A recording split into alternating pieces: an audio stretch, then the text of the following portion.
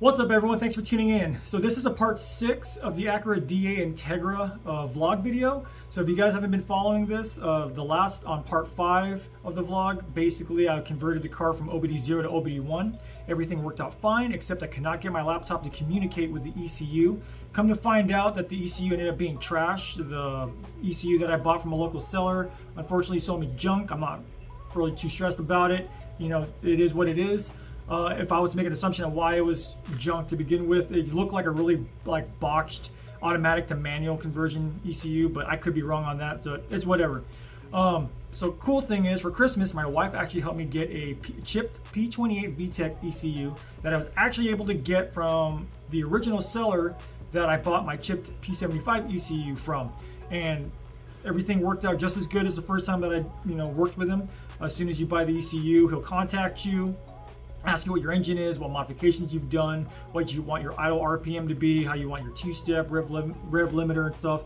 Basically just helps you build a base map to where it's as easy as, if everything mechanically is set right on your car, that it should be as easy as just plugging in the ECU and the car starts and runs, which was true for the Accord and true for the Integra. So the problem that I came with is when I started the car and was getting it all going, I had to check engine light code for code 4, CKP. Now, the reason why I'm actually making this video, besides giving you guys an update for those of you guys that are interested in the progress of the Integra, is if you guys encounter this problem with code 4, when I Googled and YouTubed this, CKF would more likely come up. The CKF bypass, for those of you guys that have never heard of it, that comes up every time I looked up code 4 CKP. It would always autocorrect it or whatever, or bring up search results for CKF. CKP, CKF, they are not the same thing. So in this video, you guys will see all the trouble that I went through trying to sort and figure this out and fixing it. It's kind of a two ways of fixing it, and two possible ways, or sorry, possible problems you guys may experience with the route that I took in certain aspects. So hopefully this helps you guys out. All right, got everything hooked up. I'll turn the car on, show you guys the engine code, show you guys how to check it real quick, and then explain how to fix it.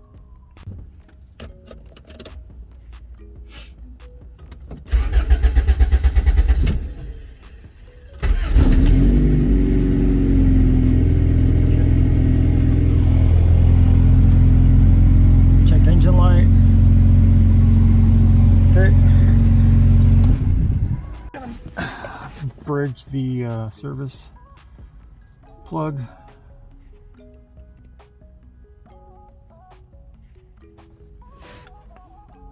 Okay, that should be good enough. All right, I don't have to crank the car for this. Just put it all the way on. Okay. All right, I actually didn't have it plugged in all the way on the surface connector. 1, 2, 3, 4. Should repeat. 1, 2, 3, 4. Okay, so code 4. That is going to be the CKP crankshaft positioning sensor.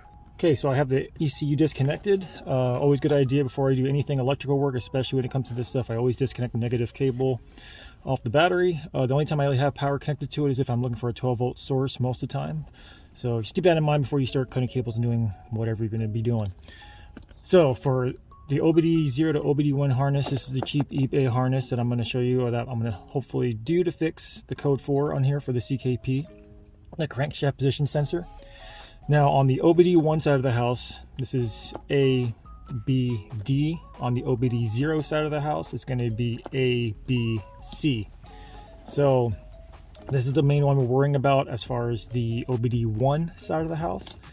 So these two wires, B15 on top, B16 with the white and black right here in the bottom. You guys can see that. So if you guys notice on B15, for whatever reason, it came spliced with two wires. Now I've only ever came across one other person, another YouTuber, that actually came across the same problem, and all he ended up doing was just cutting one of the wires that was feeding signal to it, that just threw the code, and it worked for him, to my understanding.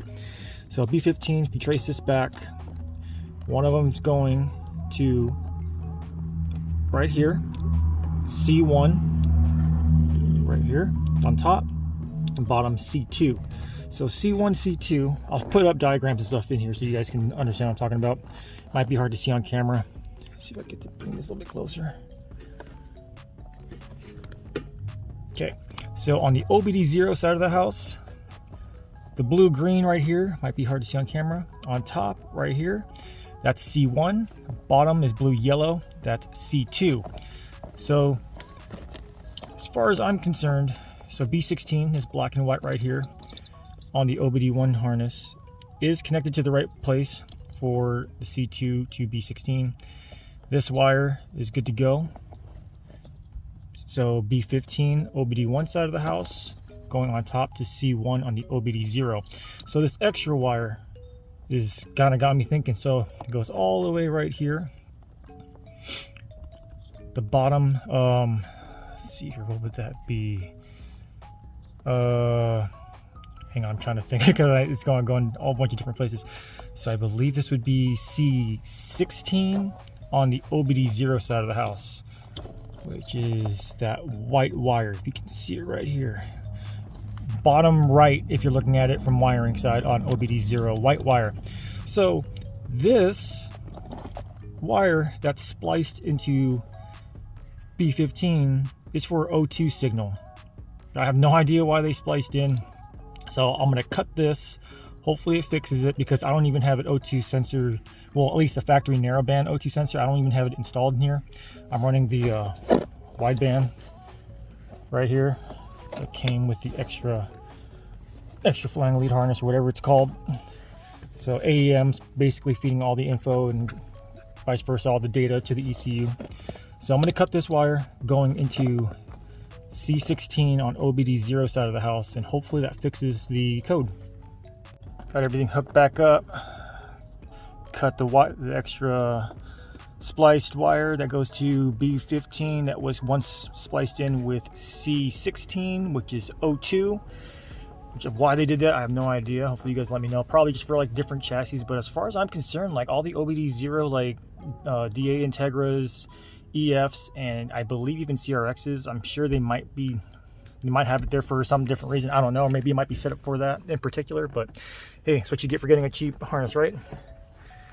All right, so I'm gonna start this up. Hopefully it fixes it.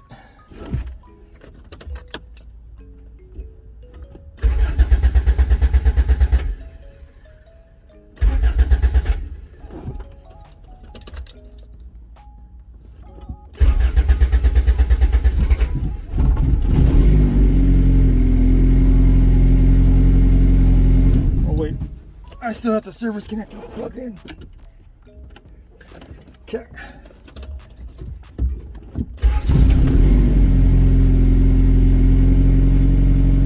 All right. Still getting the check engine light. All right, let's figure it out. Okay, so I can't believe how I figured this out. I hope. Basically, I was right about cutting the spliced in O2 sensor to the B16 CKP wire. That has caused issues for some people in the past from what I've read, so I'm going to leave that disconnected. Now if you're wondering why I disconnected this, well, I kept finding conclusions of like the CKF bypass. Well, coming to another conclusion, CKF and CKP are two completely different things. I know, total noob mistake, but hey, I'm, believe it or not, somewhat new to the B series. So, and the fact that this car has been like Frankenstein with JDM parts and OBD2 parts and OBD0 parts and OBD1 parts, like from the previous owner and including myself, it's really hard to kind of like back engineer everything to figure out what he did and so on and so forth. Anyway, so I'm going to leave this disconnected. The reason why I cut it again was because I was trying to following the whole CKF. Thankfully, I didn't go further in and doing that with the B15. So what I'm going to do is leave the OT disconnected from the spliced in wire, reconnect this to B16, because the problem was when I went to go test the distributor to see if the CKP, CYP, and all like, you know, the sensors inside the OBD1 distributor was okay, I came across the jumper harness and lo and behold, the CKP is basically came out. So yeah, so next time when any stuff like this happens, I'm gonna go check, you know, the hardware first and then figure out stuff later. All right, restarted B16, everything's plugged back in. Put that wire back into the CKP and the distributor jumper harness. Crossing my fingers.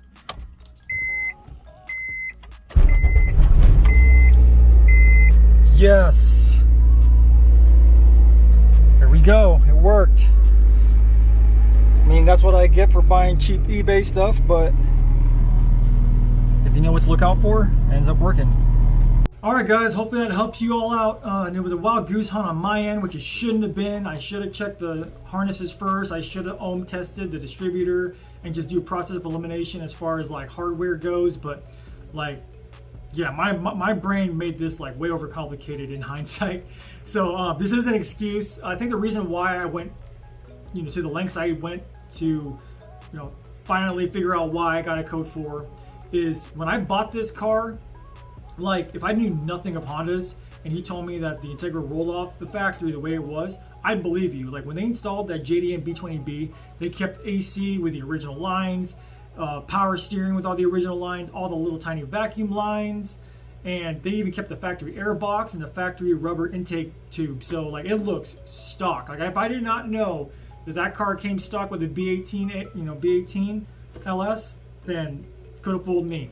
And, again, knowing what I know, doing a more thorough, look through to see how the swap went, like there's definitely some places to where they kind of cut corners on, or like I'm at this point now where I'm not even sure what engine harness they used.